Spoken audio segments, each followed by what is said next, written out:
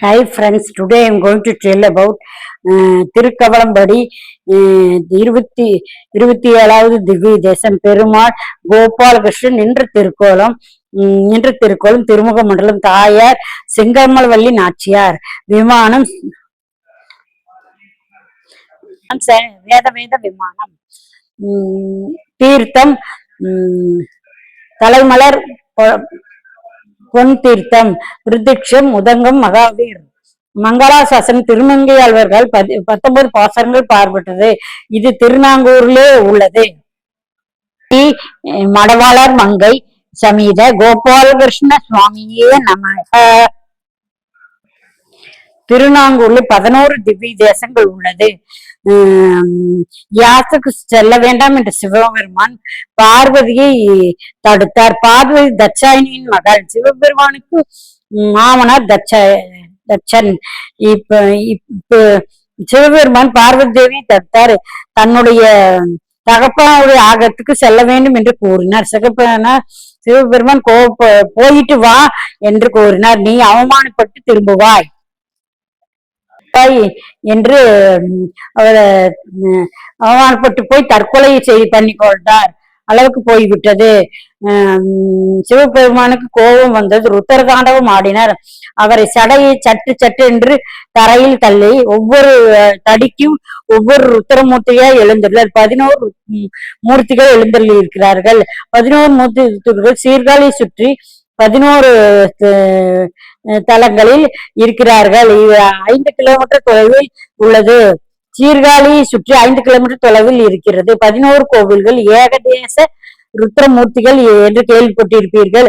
அகத்தியர் என்றால் 12 பேர், ருத்தர்கள் என்றால் 11 பேர். 11 ருத்தர்கள் இருக்கிறார்கள். இவர்கள் கோபத்தை யார் தடுக்கிறது என்று ரிஷிகளும் தேவர்களும் பெருமாளை பிரார்த்தனை செய்கிறார்கள். இங்கு ஒவ்வொருவர கோபத்தையும் தனித்து அவர்களுக்கு தரிசனம் கொடுக்கிறார் பெருமாள். இந்த சிவபெருமான் கோவிலுக்கு எதிராக பெருமாள் எழுந்துள்ளார். அதனால்தான் திருநாங்கூரில் திவ்ய தேசம் 11 ஆயிற்று. இந்த 11 பேருக்கும் தை மாத அமாவாசை ஒட்டிய நாட்களில் கருட சேவை உற்சவம் நடைபெறும். 11 கருட சேவை உற்சவம் இது. திருமங்கையாழ்வார்கள் எழுந்தருளிய 2 நாட்கள் உற்சவம் இது. 11 திருத்தலங்கள்: திருக்கவளம்பாடி, சீர்காழி காளிச்சிதம்பர விண்ணகரம், சிறு அரியவரிய விண்ணகரம், புருஷோத்தமன் 5, திருமாட கோயில், திருவனந்த விண்ணகரம், திருவாளி, திருத்தெருவரில் தொகை, திருத்தெற்றியம்பலம், திருமாணிக்கூடம், திருப்பார்த்தன் பள்ளி. எல்லாவற்றுக்கும் சனியாய் இருப்பது சீர்காழி சாலிக்கிராம விண்ணகரம், சீர்காழி தடயல கோவில். இந்த திருத்தலங்களில் பற்றித்தான் இனிமேல் நாம் பார்க்க போகிறோம். ஏகதேச ருத்தர்கள் பெருமாளை தரிசனம் ஏகதேச ருத்தர்கள் பெருமாள் தரிசனம் தந்திருக்கிறார். இந்த 11 பெருமாள் வடக்கே இருந்து வந்தார்கள் என்று சொல்வார்கள்.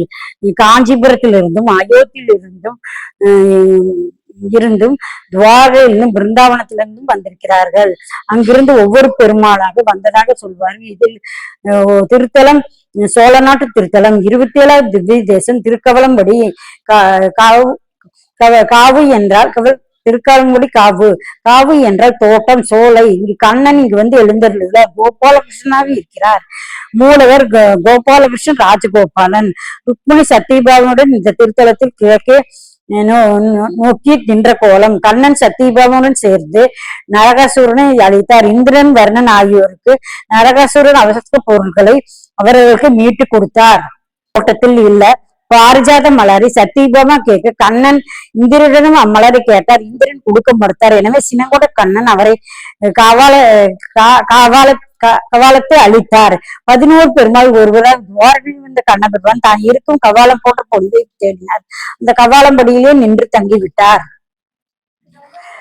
தடமலர் மங்கை நாச்சியருக்கு தனி சந்நிதி இல்லை, உள்ளேயே இருக்கிறார் நின்று நாச்சியார் இவரே. சுயம்பு விமானம். இந்த சுயம்பு விமானத்தை அத்தனை சாயன நாத்தர்களும் அத்தனை பேரும் காட்சி கண்டவர்கள். மலவலர் மங்கை என்ற நாச்சியாருடைய திருநாமம். துவாரக தேசனாக திருத்தலத்தில் கோபாலகிருஷ்ணா எழுந்திருந்தார். பக்தருக்கெல்லாம் சேவை சாய்க்கிறார் பெருமாள். நாமும் திருநாங்கூர் இருக்கும் 11 திவ்ய தேசங்கள் அங்கே நடக்கும் கருட சேவை உற்சவத்தை தரிசனம் செய்து பெருமாளுடைய திருவருளை பெறுவோமாக. Okay friends, bye. Please subscribe my channel. Okay, bye.